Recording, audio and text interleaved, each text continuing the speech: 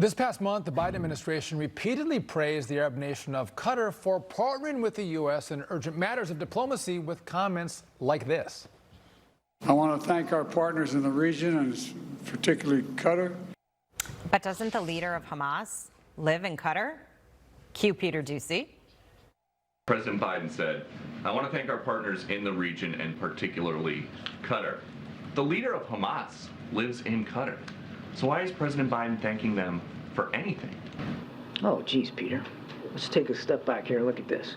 Qatar was... They are a terrorist group that killed Americans and kidnapped Americans within the last month. Qatar has lines of communication with Hamas that almost nobody else has.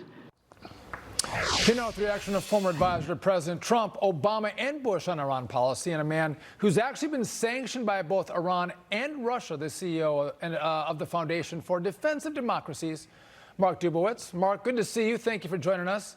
We want to get your take on Joe Biden giving so much credit and love to Qatar when, again, Hamas leaders are living in Qatar and they have these lines of communication and friendship with Qatar. What do you make of this? Well, Qatar's that classic example of the arsonist pretending to be the firefighter, and they've been lighting fires all through the Middle East for many years. They've provided hundreds of millions of dollars to Hamas. They provided military aid to Hamas. They are the reason that Hamas is Hamas. I mean, they've weaponized them, they've supported them, they've financed them, and now, of course, they have lines of communication with Hamas because they've helped essentially create Hamas and expand Hamas's atrocious and aggressive behavior throughout the region. Two issues here. The first would be to Peter's question of John Kirby. There are many who are here at home that look at this and say Qatar is basically harboring fugitives to a certain extent.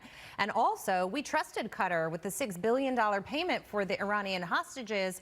It's still very unclear to me where we are with that. Are they freezing it? Are they holding it and making sure that it's not getting where it needs to go to fund terrorism?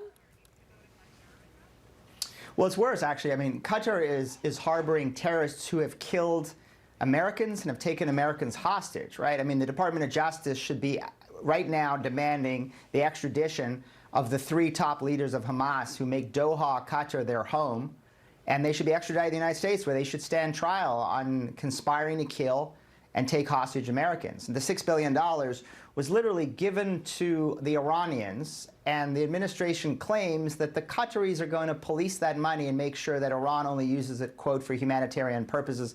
I mean, that's ridiculous, to give a country that is literally a leading state sponsor of terrorism money so that another leading state sponsor of terrorism, Iran, can access those funds. It's absurd. You know, we watched the exchange between Peter Doocy and John Kirby, and what you don't see at the end of the exchange is, you know, John Kirby's laying out the reasons why we want to partner with Qatar is because they have these open lines of communication with Hamas to help us get the hostages out. And Peter Doocy said, that's the point. They have the friendship with Hamas, which is why you shouldn't be partnering with them and you shouldn't be congratulating them on all of their work with the U.S. For me as an American, it's frustrating that we don't have bright lines, Mark, about good people and bad people, good actors and bad actors, that this country, this administration is willing to partner with people who are nefarious actors. And I think in the end, that doesn't bode well for the country or for peace. I agree with you. Look, if the president and John Kirby are saying that Qatar's got great relationships with Hamas, well, fine. Then let's read the Qataris the Riot Act and essentially say you have 48 hours to persuade Hamas to release all of the hostages, Americans, Israelis, and other foreigners. Otherwise, we're going to sanction you.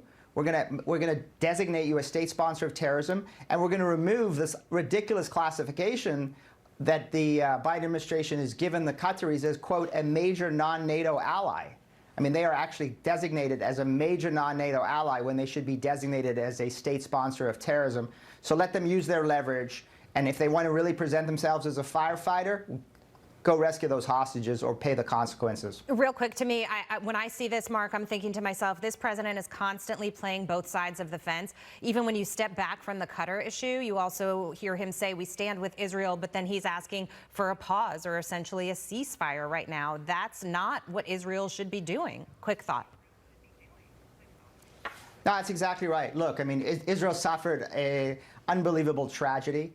on October 7th when their people were massacred. The president has stood by Israel, needs to stand by Israel, and needs to give Israel the time and the space and the legitimacy to destroy Hamas. That's good for Israelis, it's good for Palestinians, and it's certainly good for America not to have Hamas, ISIS terrorists on the rampage. I don't often quote George W. Bush, but the comment of either you're with us or against us would work right now. Bright-eyed and clear would be nice. Mark Dubowitz, thank you for joining us. You're bright-eyed and you're clear. Thanks for having me.